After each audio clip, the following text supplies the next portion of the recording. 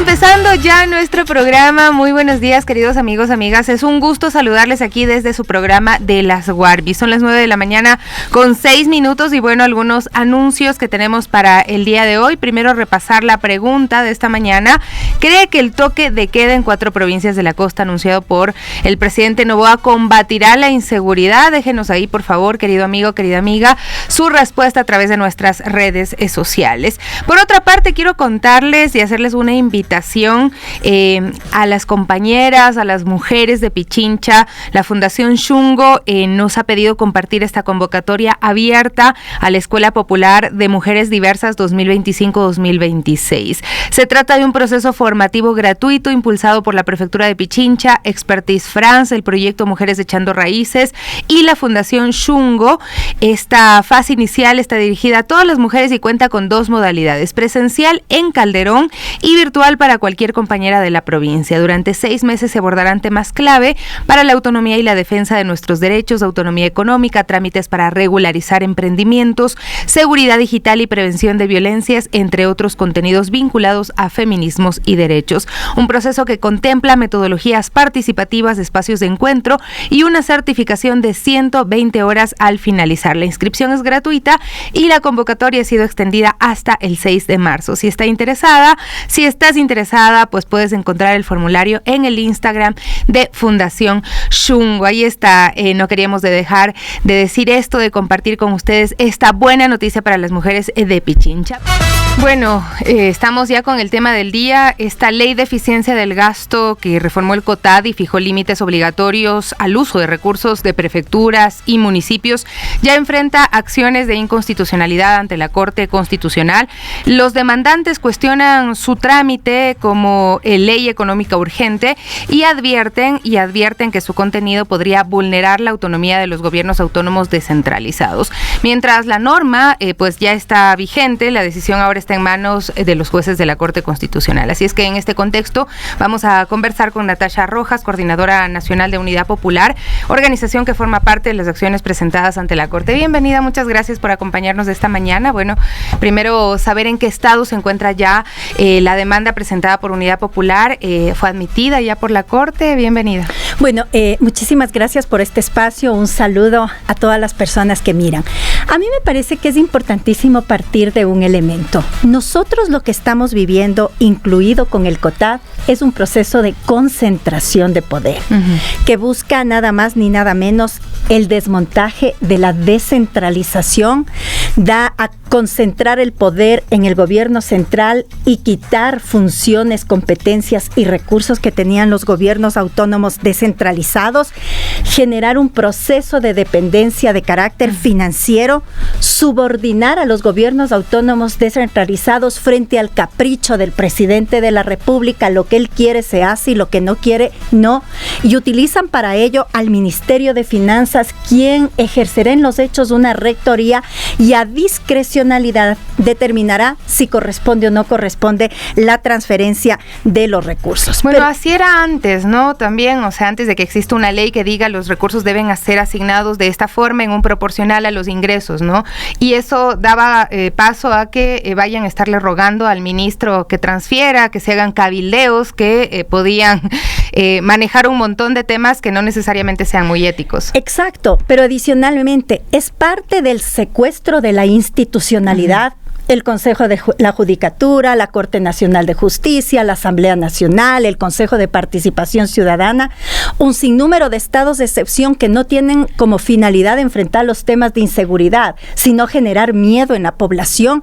Y por supuesto encontramos otros elementos en este ámbito que determinan esta concentración del poder. Si no estás conmigo, eres mi enemigo. La Corte Constitucional y toda la campaña de deslegitimación que se ha hecho, la arrogancia, el autoritarismo, la prepotencia de cómo enfrentaron el paro nacional, y un elemento que es importante, el tema de cómo los resultados de la consulta popular a este niño rico malcriado no le interesa garantizar el derecho de la ciudadanía en las urnas, que le dijo no a un modelo económico neoliberal o un modelo económico que busca beneficiar a los grandes empresarios en detrimento de los derechos de los pueblos. Entonces, este es un elemento importantísimo que me parece que necesitamos nosotros establecer, porque hay todo un conjunto de leyes económicas urgentes, entre ellas la del COTAD, que buscan apresurar su aprobación entre gallos y medias noches, comprando votos de asambleístas, porque han llegado en los 2 últimos proyectos de ley con las justas a los 77 votos, y por supuesto dejar de lado la deliberación pública, dejar de lado el debate y tomar en cuenta a los actores fundamentales. Bueno, de hecho, en la última votación de la ley minera, el ejemplo clarísimo de que las disidencias, incluso dentro de su mismo partido, aunque sean de los mismos, les estorba muchísimo, ¿no? Cuando un asambleísta de ADN decide votar en consecuencia con los grandes pronunciamientos que ha hecho, por ejemplo, la provincia de La Suay en contra de la minería, por el cuidado del agua de Quimsacocha y demás, pero lo declaran enemigo. Entonces, más o menos esa es la lógica que se puede ver incluso con su misma gente. Enemigo le han declarado al movimiento indígena, enemigo le han declarado a los trabajadores, enemigo han declarado a un sinnúmero de sectores y, por supuesto, a su misma gente que tiene una voz crítica frente a lo que está haciendo el gobierno. Respecto concretamente del COTAD, nosotros presentamos la demanda de inconstitucionalidad por la forma y por el fondo. En el ámbito de la forma no corresponde un proyecto económico urgente porque no es de disponibilidad de recursos inmediatos, y por el fondo porque se violenta la autonomía, se violenta los derechos adquiridos, se violenta la transferencia inmediata y oportuna de las rentas a los gobiernos autónomos descentralizados, entre otros aspectos. Pero también hemos solicitado las respectivas medidas cautelares, porque nada más ni nada menos que al momento de aplicarse esta ley, los perjudicados vamos a ser los ciudadanos. Nosotros tenemos un Estado ausente en los territorios. No hay hospitales, no hay médicos, no hay medicinas, instituciones educativas que se cierran, niños, jóvenes, más de 450,000 que han dejado las instituciones educativas por problemas de seguridad, por problemas económicos, y lo poco que hemos alcanzado los ciudadanos ahora. A este gobierno se le ocurre decir que no, que hasta ahí nomás llega. Nosotros creemos entonces que es inconstitucional, es gravísimo lo que se plantea. Por ejemplo, en el caso de Quito, la ciudad que mayores proyectos sociales tiene, y ojo, yo no defiendo ni a alcaldes ni a prefectos, defendemos los derechos de los ciudadanos, pero en Quito tienes el programa 60 y piquito, tienes los guaguacentros que se llamaban antes, ahora los Quito Cuna, ¿no es cierto?, los Quito Guaguas, tienes el tema de proyectos sociales a través de las casas Somos, un sinnúmero de elementos, pero no nos vayamos muy lejos, a la Troncal, tienes un centro gerontológico, tienen 2 convenios con el MIES para atender a personas con discapacidades, tienen proyectos vacacionales o el municipio de Cotacachi, etcétera, etcétera. Aquí hay que desmontar la narrativa también del gobierno nacional, que nos ha dicho es que es para la eficiencia y la sostenibilidad fiscal. Mentiroso. Yo digo, no le interesa ni la eficiencia ni la sostenibilidad fiscal. Hay que ver cómo funciona el gobierno y las carteras de Estado que maneja. Exactamente. El año anterior tuvimos una ejecución presupuestaria más o menos del 50% en los sectores de educación y salud, y que ahora los hospitales se están cayendo. Pero no solo eso. Para obra pública el año 2025 el gobierno de Daniel Noboa destinó menos del 3%. Es decir, lo que menos le importa es el desarrollo en infraestructura, en obra pública. Pero adicionalmente, el tema es que es una persona que no se ha esforzado por tener lo que tiene. Heredó los negocios, heredó la plata y por supuesto no sabe trabajar, porque un presidente de la República que pasa solo fuera del país es alguien que no sabe trabajar, alguien que no le interesa y no sabe lo que significa esforzarse todos los días para sacar adelante, en este caso, un país. En esa línea, entonces, nosotros encontramos que es gravísimo porque nada más ni nada menos se les disminuye aproximadamente $1,000 millones a los gobiernos autónomos descentralizados. Y es gradual, ¿no? Y es gradual. Y todos los años, no es que solamente este año se les va a licuar la deuda. No les van a pagar los 1,200 millones que tienen de deuda a los gobiernos autónomos descentralizados. Y ahí los pequeños proveedores estarán preocupados porque saben que dependen de esas transferencias. Y por supuesto, como saben decir, el dato mata al relato. Este es el clasificador de gastos. Y en el artículo 198.2 que se incorpora, ¿no es cierto? 198, sí, punto 1, perdón, que se incorpora al Código de Organización Territorial, Autonomías y Descentralización, claramente se saca de los grupos de gasto dos partidas. ¿Cuáles son estas dos partidas? La 71, que este es el clasificador presupuestario del Ministerio de Finanzas, la partida 71, que hace referencia a egresos de personal para inversión, es decir, ya no va a haber talleristas para las casas Somos, ya no va a haber personal de salud, atención psicológica, trabajo social en Guarmi Pichincha, porque no pueden contratar, ya no va a haber un sinnúmero de elementos en el caso de la ciudad de Quito y del país. ¿Por qué? Porque al sacar esta partida presupuestaria ya no pueden contratar, pero no solamente esa, sino que también sacan la 78, que tiene que ver con transferencias o donaciones para inversión. Por ejemplo, en el caso de Quito, el mantenimiento y el aporte que da el municipio para el funcionamiento del trole y de la ecovía. Y lo más complejo, el tema del funcionamiento del metro. Así es. Que tenemos una tarifa de 45 centavos y con esta ley del señor Noboa podría estar pasando a $1.90, lo cual le convierte en insostenible porque la ciudadanía no va a poder tener los recursos económicos para acceder a este servicio. Las medidas cautelares que ustedes solicitan, ¿cuáles son? ¿Suspender la aplicación de la ley inmediatamente mientras se analiza? ¿Qué probabilidades existen de que se conceda? Bueno, yo creo que la Corte Constitucional debe actuar en derecho. Está claramente establecido que hay incumplimientos tanto por la forma como también por el fondo, por la afectación a los distintos derechos que tienen los ciudadanos y las ciudadanas a nivel nacional. Por ejemplo, el tema de las casas de acogida van a desaparecer para las mujeres que han sido víctimas de violencia, porque no van a poder contratar personal, porque no van a poder transferir recursos. Es una circunstancia sumamente compleja. Y planteamos que se dé trámite inmediato por la importancia nacional que tiene al país, acogiéndose a una figura que existe, que es el salto cronológico. Es decir, hay otras demandas que están en la Corte Constitucional, pero esta, por la importancia que corresponde, se establezca el salto cronológico porque el Ecuador no puede parar más. Pero también yo quiero aprovechar este espacio para hacer un llamado a los alcaldes, a los prefectos, a los miembros de las juntas parroquiales. No tengan miedo a pronunciarse. Presenten las respectivas demandas de inconstitucionalidad.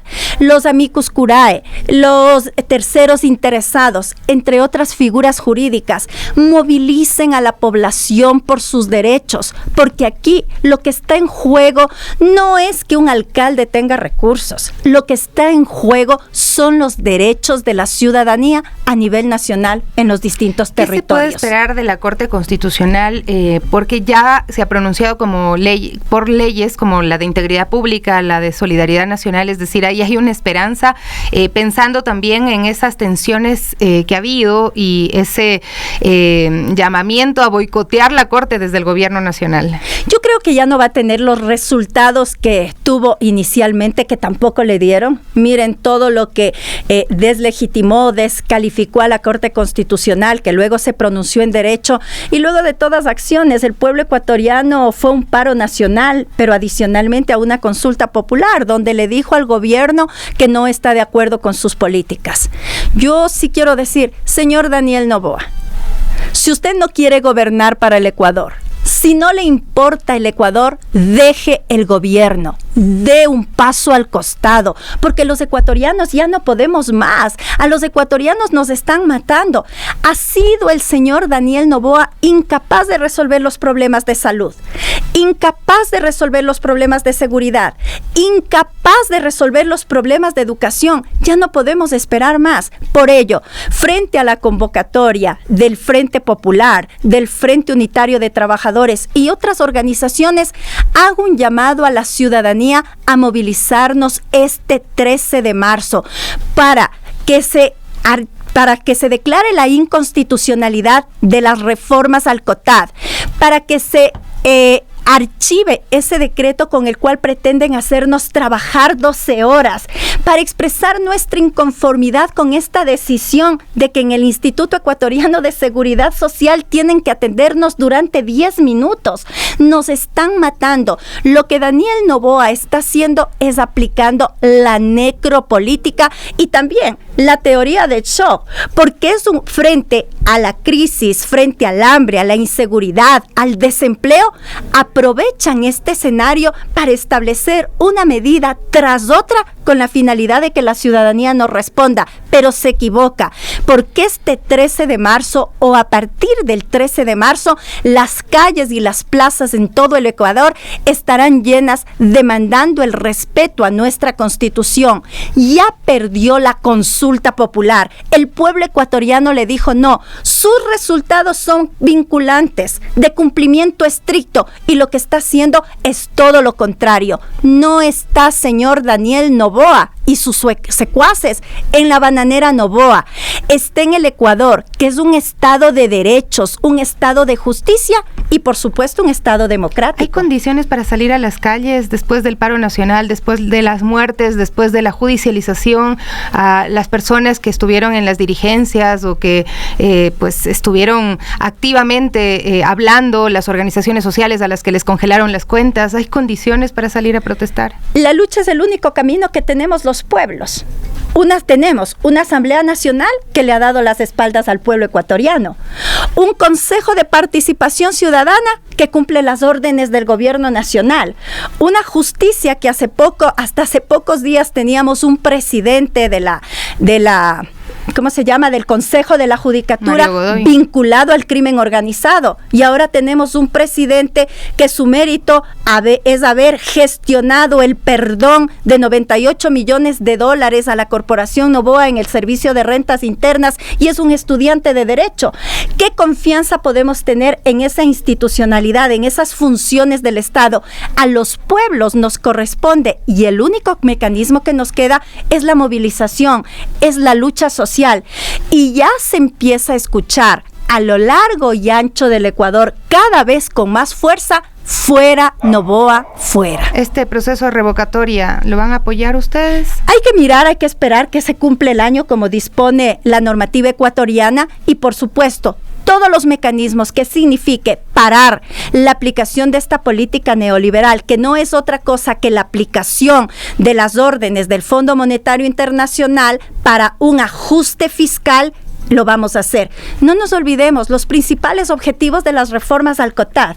Primero, licuar la deuda de 1.200 millones de dólares y reducir en adelante el presupuesto a los gobiernos autónomos descentralizados. En segundo lugar, ya ha dicho el Observatorio de la Dolarización, 40,000 servidores públicos serán despedidos, y la mayor parte de esto será a través de municipios y consejos provinciales.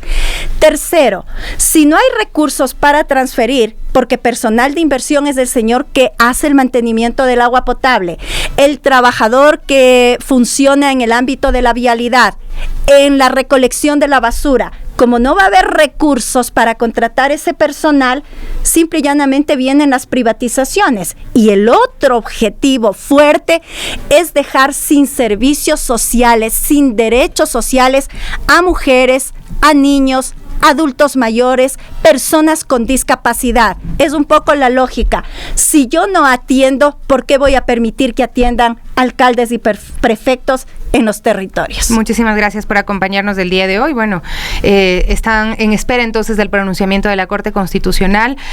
Mientras tanto, pues a ver qué pasa también, ¿no? Cómo empiezan a mirar también los municipios, las prefecturas. Hay algunos municipios, algunas prefecturas que están ya interponiendo recursos también similares ante la Corte Constitucional, bancadas también políticas que lo están haciendo, y es importante que se sumen voces, ¿no? Y que se plantee que lo que está ahí escrito, que lo que ha sido aprobado, pues puede causarle mucho daño a la población más vulnerable del país. 9:36, volvemos enseguida.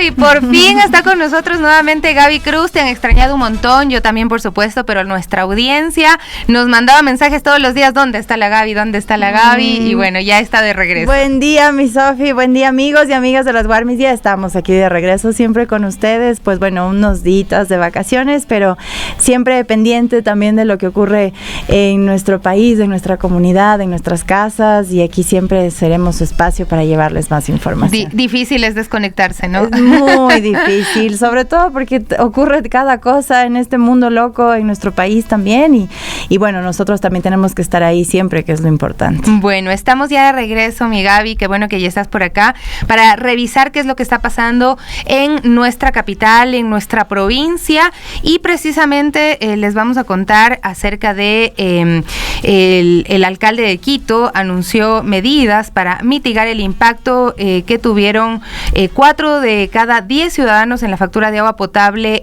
por la incorporación de la tasa de recolección de basura. Les contamos junto a Diana Dávila. ¿Cómo están? Muy buenos días. El alcalde de Quito, Pavel Muñoz, informó de 4 medidas que se tomaron para las personas que denunciaron un incremento bastante importante en lo que fue su factura de agua potable tras la incorporación de la tasa de recolección de basura. Cabe destacar que el alcalde indicó que 6 de cada 10 quiteños no tuvieron ninguna afectación, más bien siguen pagando igual o menor valor, pero sí 4 de cada 10 mostraron un incremento en su factura. Esto porque comparten medidor. Por ejemplo, él mencionaba que en un edificio de 6 departamentos, por ejemplo, solo hay un medidor de agua. Si bien cada departamento podía tener antes o ahora su medidor de luz, es distinto porque ahí por eso se repartía todo lo que es la recolección de basura. Pues la diferencia es bastante grande, ¿no? Tenemos en Quito 1,2 millones de medidores de electricidad versus 714,000 de agua potable. Por ello, esta distribución. De ahí que después, para paliar todas estas quejas, todas estas denuncias, se tomaron 4 medidas inmediatas. ¿Cuántos de estos medidores tenemos de manera compartida? De un total de 714,594 medidores, 8,861 son medidores compartidos. ¿Cuántos predios están vinculados con estos medidores compartidos? 95,498 predios, y sobre los que hemos tomado 4 decisiones importantes. Número 1, la disminución, la rebaja de valores para los medidores compartidos, considerando el número de predios conectados por cada medidor. Número 2, la compensación automática de aquellos que no hayan llegado a este beneficio que estoy anunciando en este momento. Por lo tanto, de estos medidores compartidos, a un 44% no se les había aplicado el beneficio que estoy hablando en este momento. Y por lo tanto, ellos tuvieron también este pago que les preocupó. Al valor restante, ya habíamos detectado el problema y por lo tanto hicimos este cambio, digamos, este ajuste en el cobro. Y por lo tanto, hay hogares que incluso estando en un medidor compartido, ya no sintieron el golpe porque ya se corrigió esto de manera automática. Número 3, vamos a insistir ante la empresa eléctrica que sea nuestro agente de recaudación.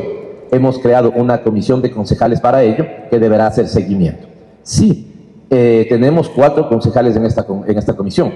Concejal Diego Garrido, la concejala vicealcaldesa Fernanda Racines, el concejal Wilson Merino, el concejal Michael Aulestia, que ha presentado, al menos este último, su renuncia formal a ser parte de la comisión.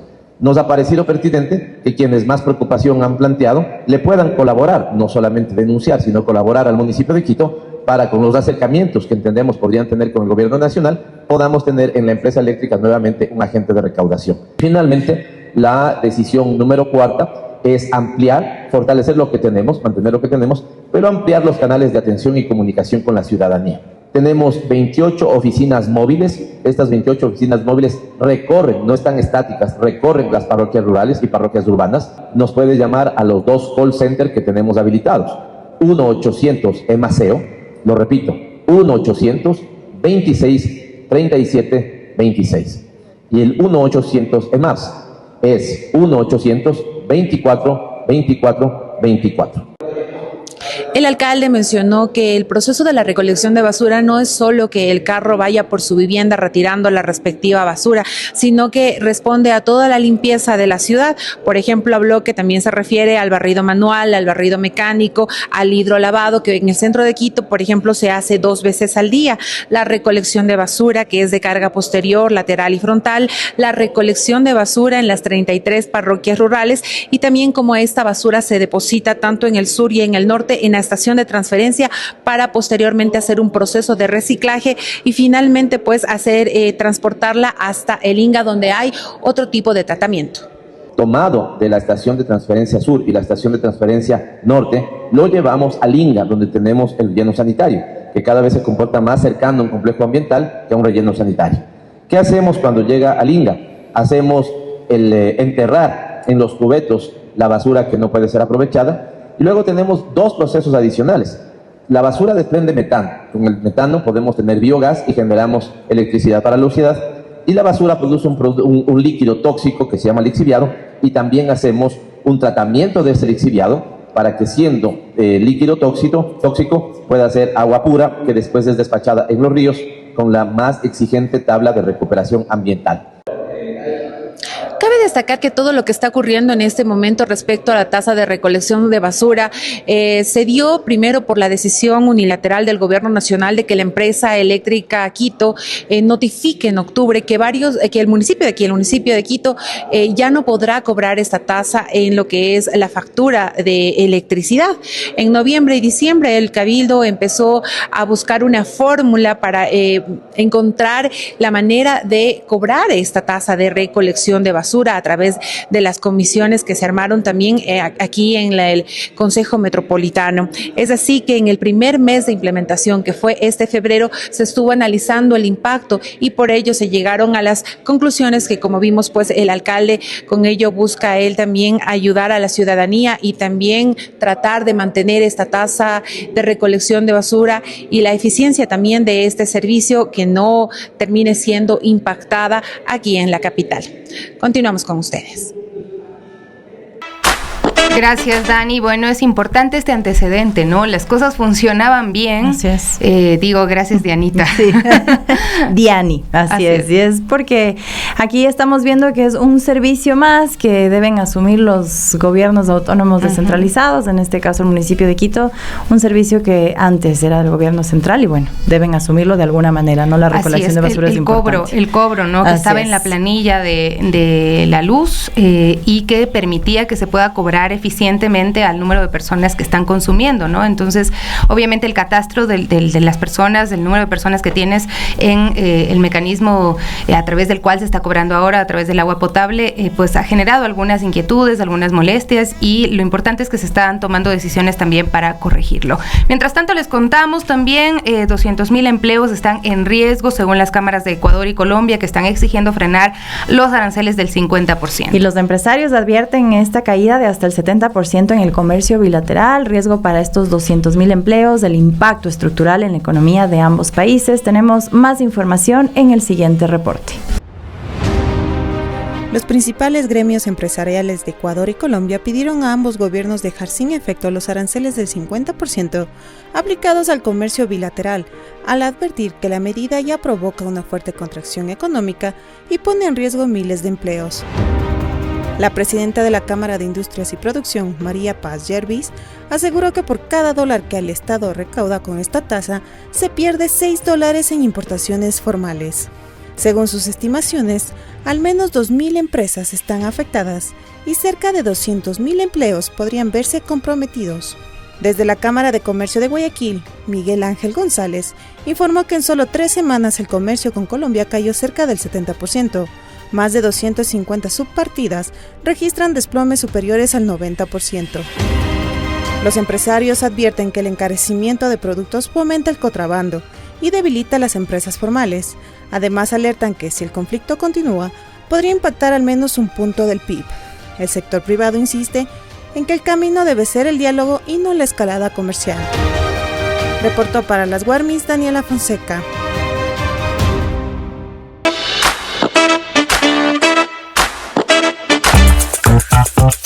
Tema del día.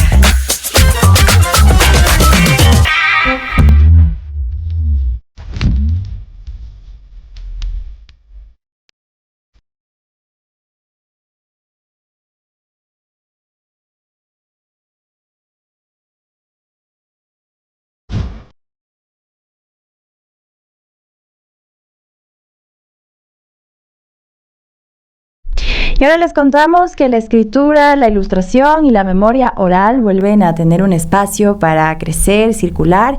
El núcleo Pichincha de la Casa de la Cultura Ecuatoriana Benjamín Carrión abrió la convocatoria de Pichincha en Libros 2026, un programa que impulsa la publicación de obras inéditas y fortalece el ecosistema del libro en la provincia y en nuestro país.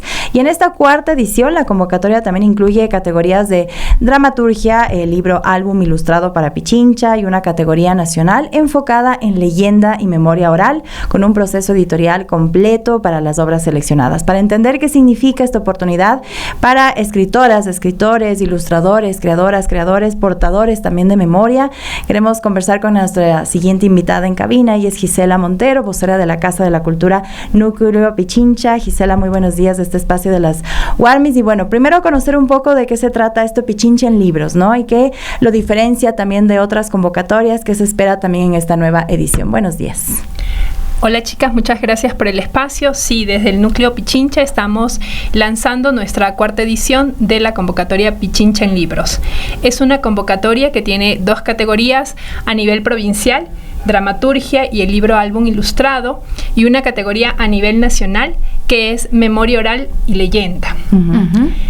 Este año se ha tomado la decisión en el núcleo de abrir espacio para que más personas puedan participar, y es la primera edición en la que pueden participar menores de edad también en esta convocatoria. Qué interesante, ¿no? Esto fomenta que ya desde temprana edad lo vean además como una profesión, ¿no? Porque obviamente la escritura surge de procesos internos, pero o sea, las personas a veces lo ven como hobby, no lo ven como si fuera realmente un trabajo o algo de lo que puedas vivir en este país, ¿no? Este año hay 3 categorías, Gisela. ¿Por qué se decidió apostar precisamente por estas categorías? ¿Qué necesidad cultural están atendiendo? Bueno, primero entender que el ecosistema del libro actualmente es muy complejo. Es muy complejo que autores, artistas tengan espacios para promocionar su trabajo, primero para publicar, en el caso de escritores y escritoras, y segundo también porque sabemos que en la provincia hay mucha gente que está trabajando en procesos creativos en la escritura. Hay un montón de escritoras y escritores, y nosotros como núcleo queremos abrir espacios para que ellos tengan la posibilidad de ver su trabajo publicado.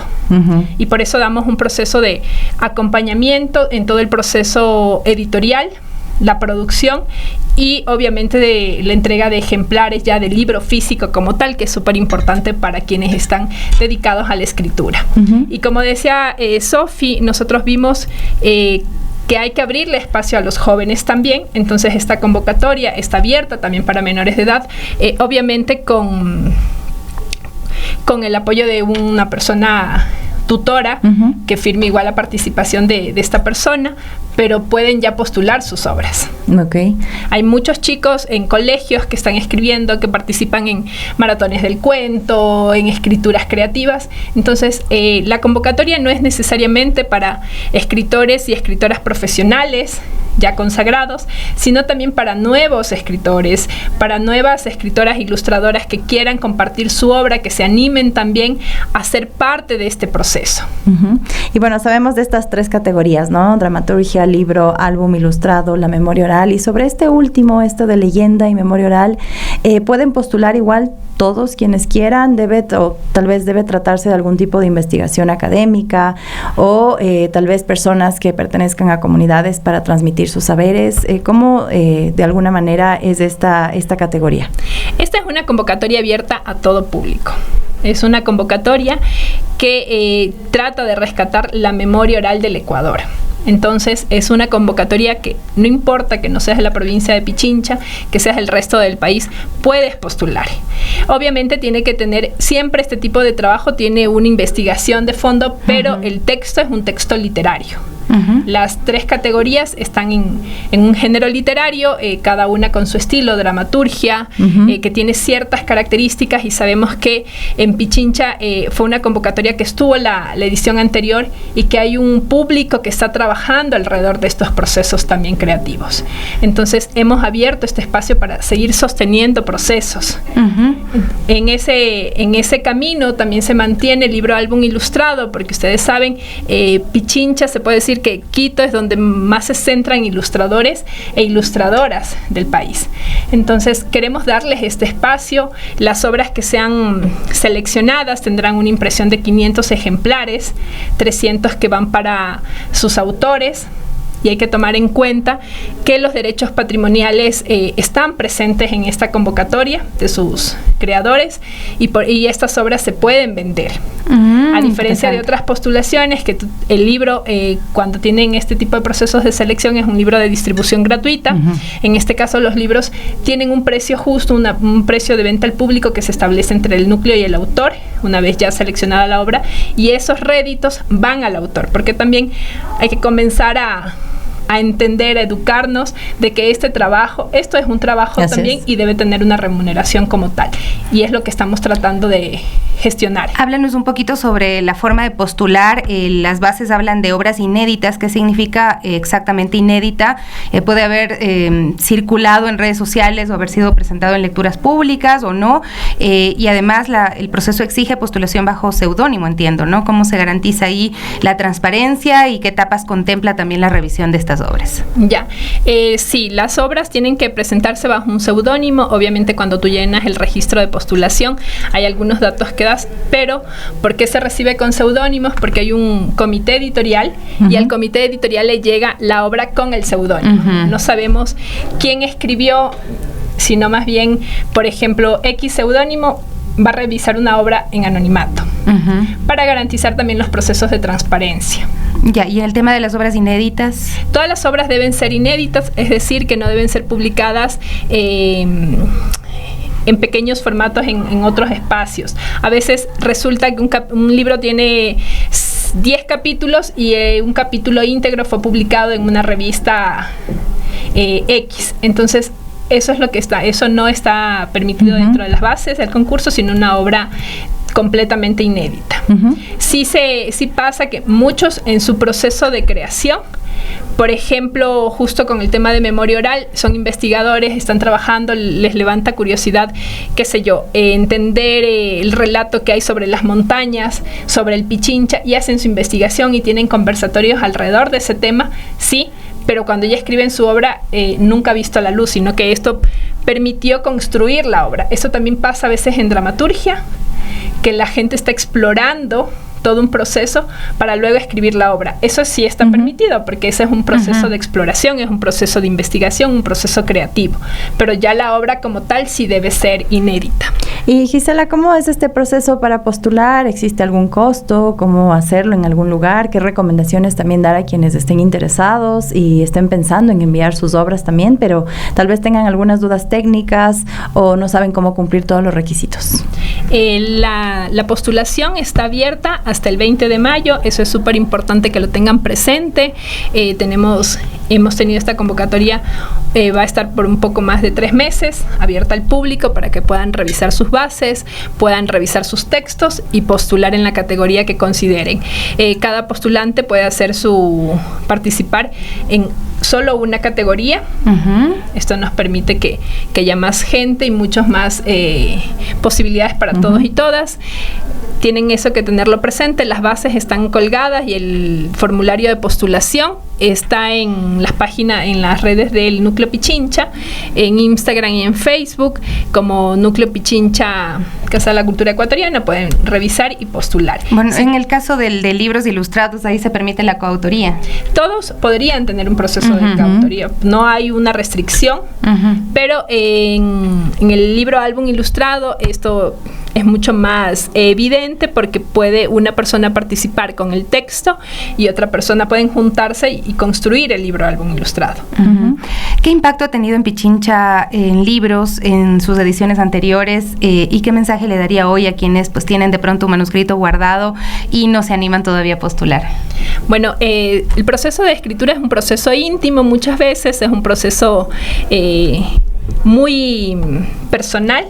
Entonces, creo que es importante que sepan que hay espacios donde pueden postular, donde no necesariamente tienen que ser artistas consagrados, escritores consagrados, que Pichincha en Libros es el espacio para ir también construyendo públicos. Entonces creo que esto es súper importante para los autores jóvenes sobre todo, y nosotros como Núcleo Pichincha hemos construido un ecosistema que permita también circular la obra, porque el proceso no termina, no concluye cuando se imprime el libro, sino luego viene como el reto mucho no solo más es fuerte. Publicar, sino llegar a los lectores y lectoras. Entonces tenemos un proyecto que se llama Puntos de Fomento, que son puntos de fomento para la lectura principalmente, donde los autores tienen acercamiento con estas audiencias, con los públicos de cada uno de ellos, y comparten su trabajo, su escritura, sus textos, su obra. Así es. Y también tenemos un proceso de circulación que estamos trabajando desde el Núcleo Pichincha, que se llama Ruta Librera, principalmente con librerías independientes, donde colocamos el sello editorial, que la gente pueda conocer estos libros, estas publicaciones, y también las pueda comprar. Así es. Bueno, muchísimas gracias, Gisela, por acompañarnos de esta mañana. Gisela Montero, vocera del Núcleo Pichincha de la Casa de la Cultura Ecuatoriana. Ya saben, tienen tiempo aún para postular Pichincha en libros, ¿no? Así que ya tienen toda la información, las bases del formulario en el sitio web. Pueden seguirlo en el Instagram y en el Facebook de Núcleo Pichincha de la Casa de la Cultura. Con esto vamos a hacer una pequeña pausa, pero volvemos con más aquí en Las Guarmis. Y seguimos con más de Las Guarmis. Muchísimas gracias a ustedes por seguirnos, 95.3 FM y 94.5 en el noroccidente de la provincia. Y bueno, ahora les contamos que la Corte Constitucional admitió la demanda de la Revolución Ciudadana en contra de las reformas al COTAD. Nuestra compañera Diana Dávila se encuentra en el punto con más detalles. Dianita, buenos días.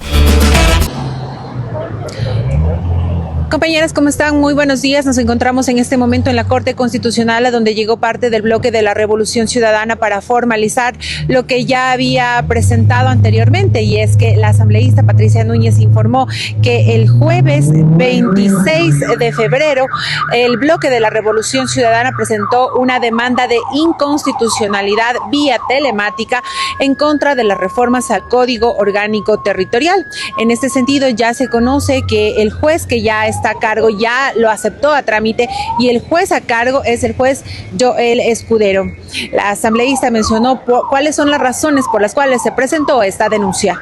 Porque durante el proceso de análisis de la ley se incumplieron y se vulneraron varios artículos de la Constitución. Y en esos artículos de la Constitución, por ejemplo, tenemos el tema de la urgencia económica. No es una ley de urgencia económica, y eso hay que entenderlo, porque esta aplicación es paulatina. El 70% se va aplicando desde el 65% en el 2026, el 68% en el 2027 y el 70% en el 2028. No hay urgencia, es paulatina la aplicación. Se ha violentado el derecho al diálogo democrático. ¿Por qué? Porque no se ha invitado a autoridades que no compaginan con el gobierno, simplemente los aliados al gobierno. ¿Por qué no se invitó a una prefecta de la provincia de Pichincha? ¿Por qué no se invitó a un alcalde de Cuenca? Se vulnera un principio, y el principio de no regresividad. ¿Cómo es posible que cuando se entrega ya un recurso, ahora se actúa de una manera punitiva? Es decir, se les retira presupuesto aplicando esta norma del 70-30. Y no solamente eso, se vulnera la seguridad jurídica, se vulnera el principio de igualdad, porque se trata a todos los gobiernos autónomos descentralizados de igual manera. No se considera un municipio pequeño, no se considera una provincia pequeña, sino se trata de igual manera. No estamos de acuerdo que el presidente, a través de su gobierno, pretenda licuar una deuda de $1.000 millones que tiene con los gobiernos autónomos descentralizados. Municipios, 649 millones de dólares. Provincias o gobiernos provinciales, 261 millones de dólares. Es decir, aproximadamente $1.000 millones si se pretende licuar esta deuda de esta manera. Son varias demandas que ya se van presentando aquí en la Corte Constitucional en contra de las reformas al COTAD. Esta es la primera que se conoce que ya se aceptó a trámite y que tiene un juez a cargo, que como les dijimos es el juez Joel Escudero. No conocemos si las otras también ya fueron aceptadas. La asambleísta dijo que inmediatamente se puso la denuncia la semana pasada, y pues ahora ya se conoció quién será el magistrado a cargo aquí en la Corte. También mencionó que se presentaron medidas cautelares para que hasta que se resuelva esta demanda, pues se deje sin efecto esta ley que afectaría por sobre todas las cosas la inversión social de las prefecturas y municipios. Continuamos con ustedes.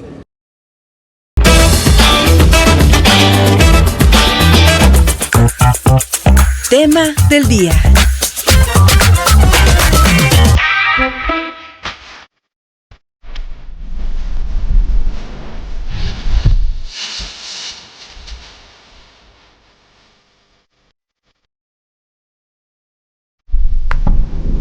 Y ahora les contamos que escuchar no es solo percibir sonidos, también es comprender, comunicarnos, vincularnos, es participar de este mundo.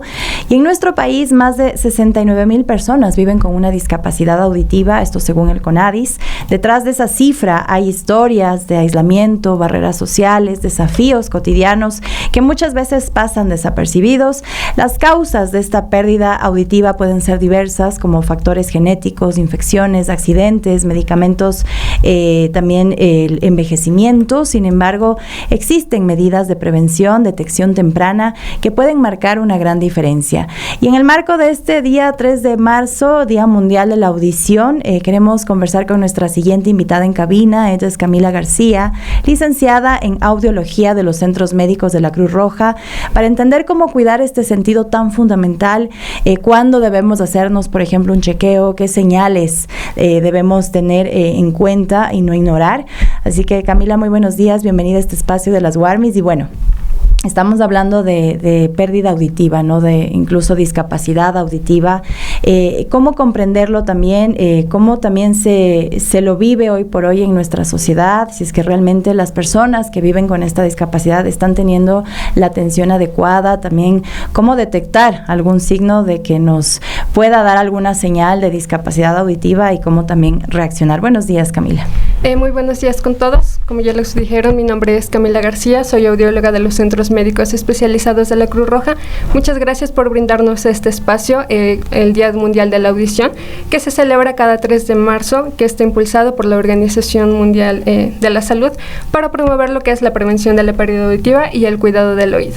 Como usted mismo lo dijo, aquí en el Ecuador hay 69,000 personas que ya están registrados en el CONADIS que tienen pérdida auditiva, pero eso es lo que nosotros tenemos registrados. No sabemos cuántos realmente están, y obviamente es un dato preocupante, no desde un punto de vista solo de salud, sino también desde un punto de vista social y de derechos humanos. Cuando hablamos de 69,000 personas que viven con discapacidad auditiva, ¿estamos hablando de personas sordas o personas que escuchan menos?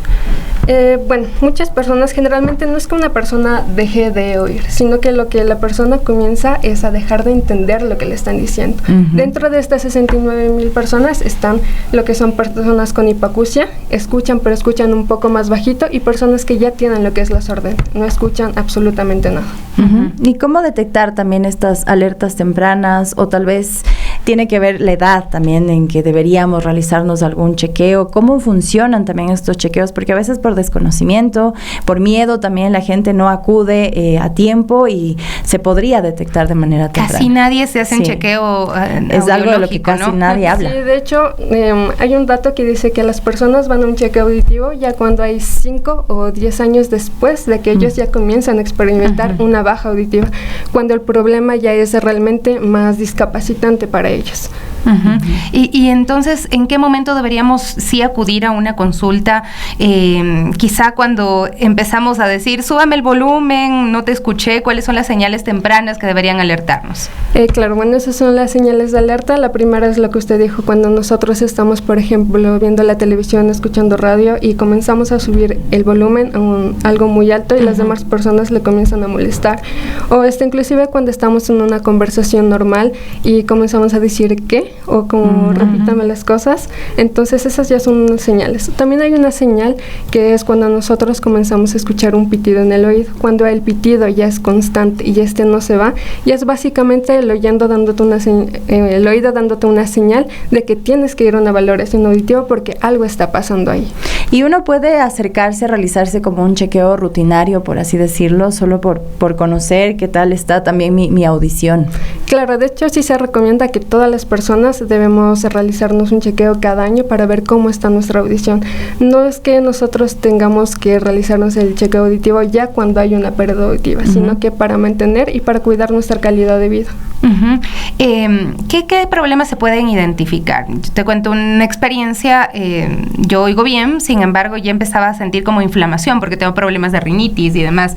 Entonces eso también, los problemas respiratorios pueden terminar causando problemas en el oído y pérdida auditiva auditiva? Sí, los problemas respiratorios, nosotros básicamente tenemos conectados lo que es el oído, la nariz y la garganta por medio de la trompa de Eustaquio.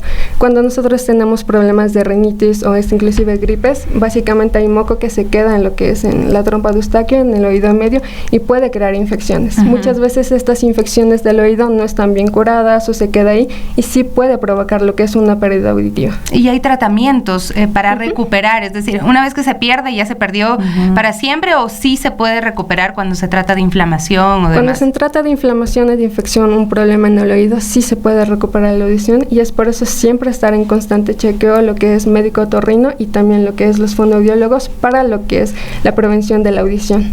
Y ahora, bueno, también ahora usamos prácticamente todo el tiempo los audífonos, o estamos también ya expuestos a lugares de mucho ruido, por ejemplo, festivales, conciertos, hay algunos también. Yo he tenido ya como algunos problemas de que sí me duele el oído cuando estoy en estos lugares de mucho ruido. ¿Qué tan peligroso es, por ejemplo, el uso prolongado de estos dispositivos, también estar todo el tiempo expuesto a estos lugares muy ruidosos?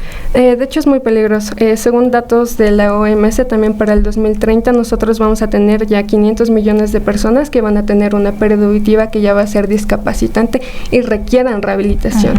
Obviamente esto por lo que es el auge de estar todo el día con los audífonos o ir bastante a conciertos o discotecas. Cuando se va mucho a los conciertos, discotecas o inclusive en trabajos donde hay mucho ruido, siempre se recomienda lo que es el uso de los tapones auditivos. Y para lo de los audífonos también la OMS recomienda lo que es la regla 60-60. No puedes escuchar por más de 60 minutos música con audífonos y hasta un 60% del volumen, nada más, para intentar prevenir lo que es la pérdida auditiva. Mira tú qué interesante el poder conocer todos estos datos, porque antes nosotros hablábamos del mal del locutor, es que nos vamos quedando sin oído porque usamos los audífonos para poder locutar, pero ahora todo el mundo usa audífonos y los pone a un volumen súper alto. Incluso el teléfono te alerta cuando dices, está subiéndolo muy alto el volumen, pero uno no, le alza el volumen, ¿no? Entonces esas cosas sí hay que estar muy alerta. Bueno, cuéntanos, sabemos que va a haber chequeos gratuitos, ¿cómo puede acceder la ciudadanía también para poder realizarse estos diagnósticos?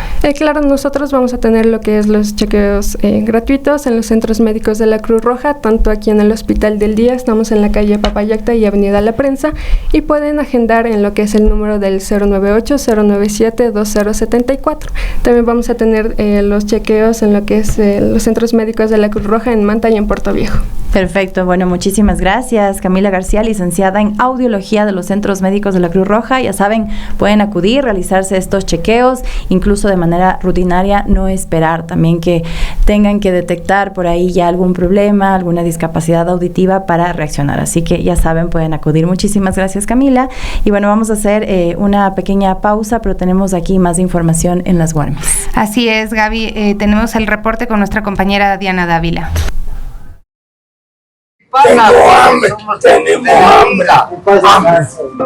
Las noches frías de Quito no son iguales para quienes tienen que dormir bajo el cielo y cubiertos con cartones. La mendicidad ha incrementado y, según datos oficiales, son personas que migran de otras provincias huyendo de la inseguridad o por dificultades económicas. El programa Habitantes de Calle busca mitigar esta realidad y ayudar a quienes no tienen un lugar donde vivir. Es así que en las calles Chimborazo y Rocafuerte, en el centro histórico de Quito, hay una casa de acogida del municipio de Quito para este sector vulnerable.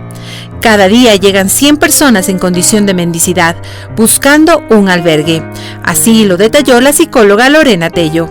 Adultos jóvenes, adultos mayores que muchas veces están en una situación de pobreza extrema, que no tienen que comer, que no tienen dónde dormir, adultos que muchas veces por situación de se quedaron sin trabajo, por esta misma situación país que hemos vivido en los últimos años, ha generado una crisis económica súper fuerte, y eso hace que ellos no tengan el presupuesto necesario para una alimentación, o sea, el que no pueden encontrar trabajo por la edad que tienen o por algún tipo de discapacidad.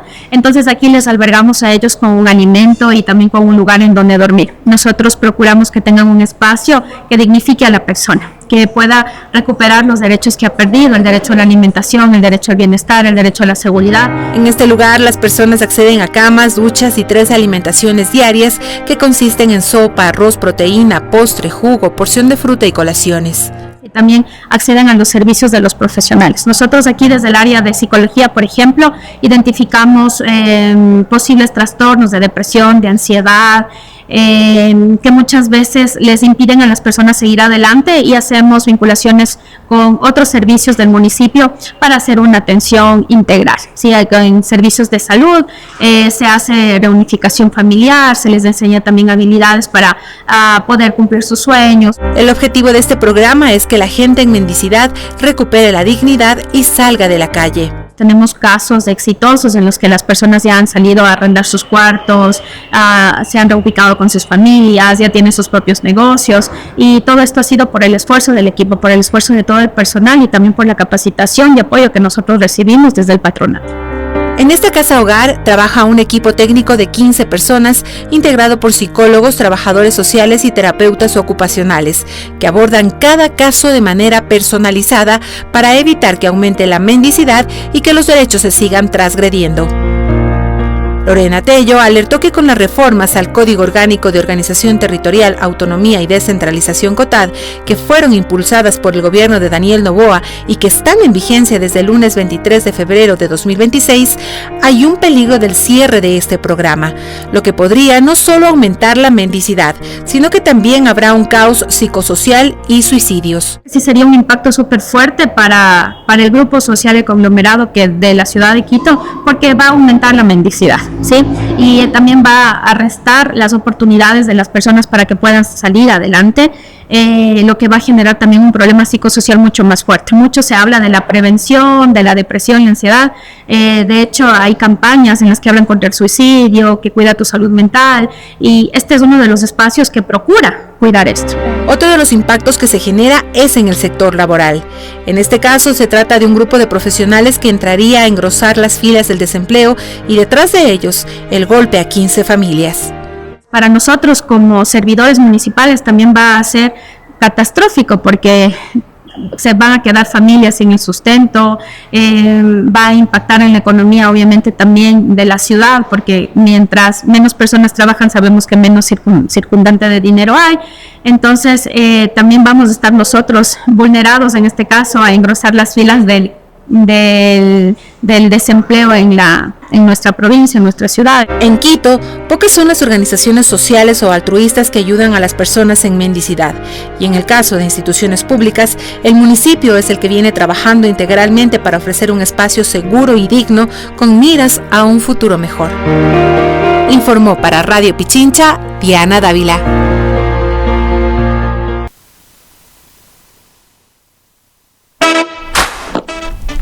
Gracias Dianita. Bueno, ahí estábamos viendo este reportaje. Ayer también hacíamos un seguimiento de desarrollo infantil que también financia el municipio, y bueno, hoy hemos tocado desde varias visiones pues lo que está pasando con esta ley aprobada por la Asamblea que limitaría estos recursos para los gobiernos autónomos descentralizados. Y ahora queremos contarles lo que ocurre con los guardias de seguridad del Hospital Eugenio Espejo, quienes denuncian que no han recibido el pago de sus salarios desde hace 2 meses, y esto ha generado preocupación, incertidumbre entre ellos, porque según manifiestan, los pagos afecta directamente a las familias, pone en riesgo su estabilidad, también el servicio de seguridad que brindan, que es una de las más importantes casas de salud de la capital, ¿no? Los guarditas también señalaron que continúan cumpliendo sus funciones a cabalidad, pese a la situación, pese a estar impagos. Justamente vemos ahí las imágenes de los guardias de seguridad quienes se encuentran, ¿no? Ahí exigiendo el pago de sus haberes, y hasta y vemos que son mujeres también, que son personas adultas, mayores incluso, que están trabajando, y pues también personas jóvenes que son parte de los guardias de seguridad del Hospital Eugenio Espejo. Esto es terrible, porque estas familias dependen obviamente de su sueldo. Seguramente pasan con las justas. Los guardias de seguridad tienen horarios muy complicados. Es un sector de la población que está sumamente explotado en el país y que además corre muchísimo riesgo. Y pues bueno, ahí están, vean ustedes. Esta es la eficiencia del gobierno central, que deja sin sueldos a las personas que están trabajando, que están ofreciendo su esfuerzo. Ajá, y su vida también en algunos casos lo hemos visto, y también exigen un pronunciamiento que hasta día de hoy no les dicen nada desde el gobierno central, las autoridades del hospital tampoco, sobre las razones de estos retrasos en sus haberes, ni sobre cuándo se va a regularizar esta situación. Y algunos dirán, pero son 2 meses, no avanza. Porque ¿Y por qué? Porque se ha normalizado que guardias de seguridad, que trabajadores de centros de desarrollo infantil pasen hasta 6, 8 meses sin cobrar el sueldo. Nosotros lo hemos visto, lo hemos registrado, tenemos esas experiencias que son muy dolorosas. Entonces habrá gente que diga, pero son solo 2 meses sin sueldo, ya que se aguanten, ya les han de pagar. Y no es así, las necesidades están ahí, en la casa, la comida no espera, los niños, niñas no esperan, las pensiones a veces de colegio, si es que las hay, el arriendo, nada de esto espera. Así es que por favor sean responsables y páguenle su sueldo a los guardias de seguridad del Hospital Eugenio Espejo. Sí, y una labor que también hemos visto en los últimos meses muy expuestos, ¿no? Incluso con sus vidas, hemos visto algunas historias también aquí en la capital, en otras provincias del país. Así que sí es un llamado a las autoridades para que paguen estos haberes adeudados a los guardias de seguridad. Acá nos mandan un mensaje acerca del desempleo. Dice, ya lo dijo Milei, el desempleo no aumentó el número de personas que buscan trabajo, ¿no? La realidad de nuestro país también. Bueno, pasemos a otro tema para contarles que la Prefectura de Pichincha informó que el proyecto de mejoramiento de la ruta de los volcanes contempla la intervención integral de 22 kilómetros. Esto incluye colocación de carpeta asfáltica, construcción de alcantarillas, cunetas, señalización horizontal y vertical. Tenemos más información en el siguiente video. Veamos. Hoy presentamos el inicio de la ruta de los volcanes. Hace siglos, este camino fue recorrido por los incas, un sendero que cruzó generaciones, volcanes y montañas. El tiempo pasó, pero la historia nunca se detuvo. Un territorio que resistió y esperó su momento. Y ese momento ha llegado. La Prefectura de Pichincha inicia la gran saga, la Ruta de los Volcanes. 22 kilómetros que se convertirán en un camino turístico para toda la zona. Los guerreros ya se preparan porque cuando el pasado y el futuro se encuentran, Pichincha se conecta y la Ruta de los Volcanes comienza.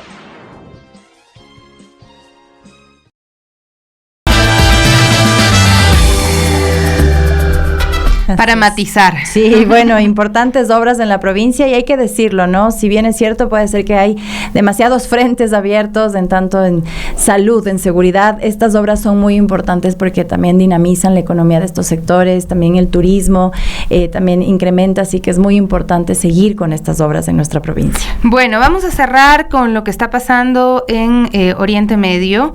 Está amenazando este conflicto a exportaciones de aceite de palma. Así es, el alza del petróleo, los costos logísticos, las sobretasas con Colombia, pues todo genera incertidumbre en uno de los principales sectores agrícolas. Tenemos más información en el reporte de nuestra compañera Daniela Fonseca.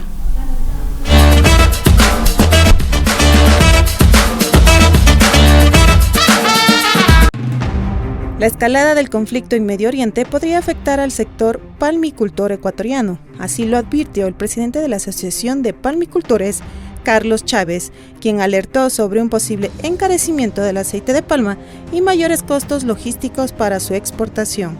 Explicó que el aceite de palma, al ser un commodity, está directamente ligado al precio internacional del petróleo. Como buena parte de la producción se destina a biodiesel, cualquier alza en el crudo impacta su cotización. El aumento del petróleo también encarece el transporte marítimo y terrestre, elevando los costos para colocar el producto en mercados internacionales. A este escenario se suma la disputa comercial con Colombia. Las sobretasas del 50 y 30% redujeron el espacio del aceite ecuatoriano en ese mercado, por lo que el sector ya busca nuevos destinos como India. Sin embargo, exportar a países más lejanos implica mayores costos y podría afectar la rentabilidad de toda la cadena productiva. Reportó para las Guarmis Daniela Fonseca.